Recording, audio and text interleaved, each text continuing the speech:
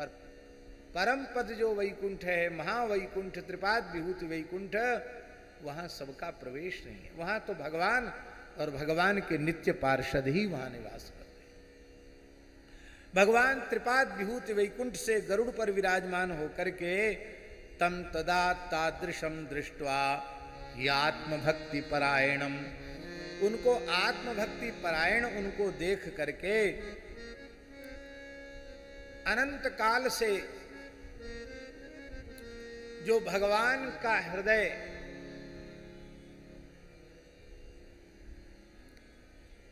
भगवान के हृदय में भक्त वात्सल्य सिंधु, महाराज जी, भक्त वात्सल्य सिंधु भगवान के हृदय में हिलोरें ले रहा था। अब सृष्टि का लय हो चुका है, प्रलय हो चुका है, कुछ भी नहीं है, सब कुछ जलमग्न है। सर्वप्रथम भगवान के नाभि कमल से ब्रह्मा जी ही प्रकट हुए हैं। अब अनंत काल से भगवान के हृदय में जो भक्त वात्सल्य है, भक्त वात्सल्य समुद्र जो तरंगायित हो रहा है, आज आत्मभक्ति परायण श्री ब्रह्मा जी को देख करके भगवान का वात्सल्य सिंधु और अधिक उद्वेलित हो गया, उमड़ पड़ा और भगवान द्रवित हो गए, पिघल गए भगवान, और भगवान के नेत्रों से प्रेमाश्रु जल बहने लग गया। महाराज जी, हम लोगों के शरीर से कोई भी अंश निकलता है तो वो विकार होता है। आंसू निकले तो, पसीना निकले तो, मलमूत्र निकले तो सब विकार होता है। किंतु परब्रह्म परमात्मा शुद्ध सच्चिदानंद घन है, उनके श्रीअंग से जो कुछ निकलता है वो विकार नहीं होता है, वो स्वयं वही होते हैं। इसलिए भगवान के चरणों से गंगा जी निकली तो गंगा जी को ब्रह्मद्रव कहा गया, द्रवीभूत ब्रह्म श्री ब्रह्मा जी को कहा गया, द्रवीभूत ब्रह्म श्री गंगा जी को कहा गया। ठीक इसी प्रकार से भगवान नारायण के नेत्रों से जो जल प्रकट हुआ, अर्थात भगवान स्वयं ही द्रवीभूत होकर के सरयू जी बन गए, ब्रह्मद्रव बन गए। इसलिए सरयू जी को ब्रह्मद्रव स्वरूपा कहा है। कृपया संपरीतस्तु जलम नेत्रान मुमोचः पस्पर्श पाणि पद्मेन पद्मनाभो हि पद्मजम। उस समय भगवान के नेत्रों से जल बहने लग गया, प्रेम जल बहने लग गया, और भगवान ने अपने कर कमल से श्री ब्रह्मा जी के मस्तक पर हाथ रखा, उनके शरीर पर हाथ फिराया, अत्यंत वात्सल्य पूर्वक ब्रह्मा जी के शरीर पर हाथ फराया। भगवान के पवित्र कर कमल के स्पर्श से ब्रह्मा जी को बहुत सुख मिला, बहुत आनंद हुआ। सुशीते नैव स्पर्शेन तत्यजे कुंभकम विधि। अभी तक ब्रह्मा जी कुंभक में ही हैं। जब भगवान ने अपना करकमल मस्तक पर पधराया, उनके श्रीअंग पर फिराया, तब श्री ब्रह्मा जी ने कुंभक का त्याग किया, जिसके बारे में विनय पत्रिका में गोस्वामी जी कहते हैं, कबहु सुकरी सरोज रघुनायक धरिहउ नाथ शीस मेरे। अंतिम में कहते हैं गोस्वामी जी, शीतल सुखद छाह जेहि कर की मैटत पाप ताप माया निशिवासर तेहि कर सरोज की चाहत तुलसीदास छाया कबहु सुकरी सरोज रघुनायक धरिहउ नाथ शीस मेरे। ऐसा कब सौभाग्य होगा कि आप अपना करकमल हमारे मस्तक पर विराजमान करेंगे।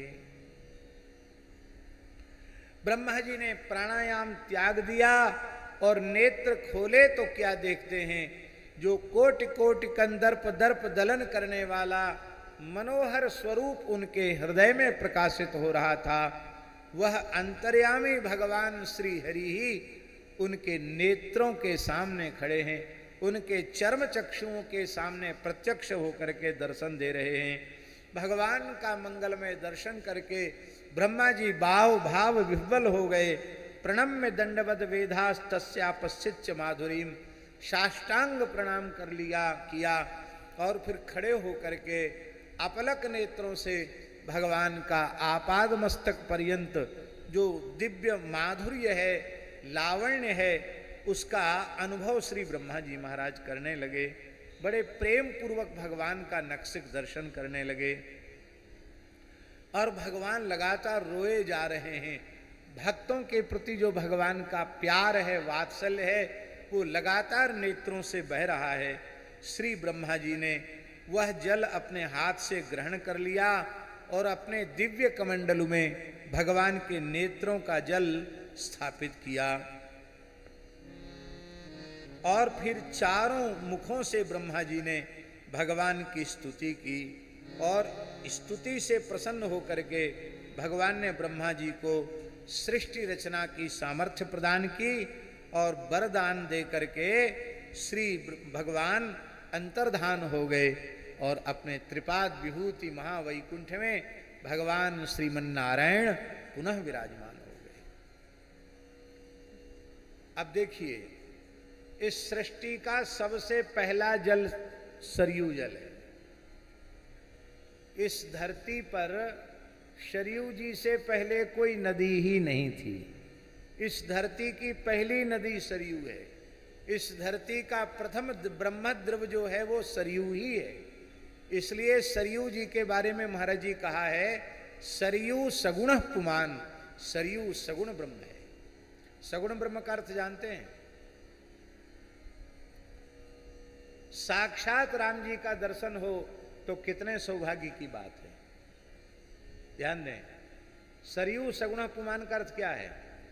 साक्षात श्री सीताराम जी हमारे नेत्रों के सामने आ जाएं तो कितने सौभाग्य की बात है।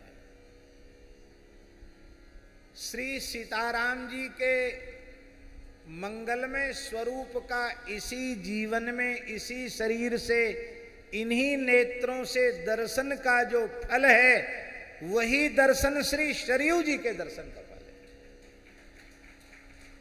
सरयू जी का दर्शन साक्षात श्री सीताराम जी का दर्शन है। सरयू सगुण पुमान, सरयू सगुण ब्रह्म है। हाँ, क्या कहना। सबसे पहले ब्रह्मा जी ने अपने मन से एक सरोवर की सृष्टि हिमालय पर्वत के ऊपर की।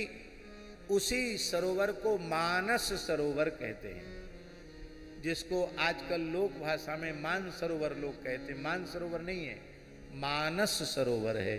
ब्रह्मा जी ने अपने मन से सरोवर की रचना की और जो भगवान का भक्त वात्सल्य उनके नेत्रों से प्रकट हुआ था, उस ब्रह्मद्रव को भगवान श्री ब्रह्मा जी महाराज ने उस मान सरोवर में स्थापित कर दिया।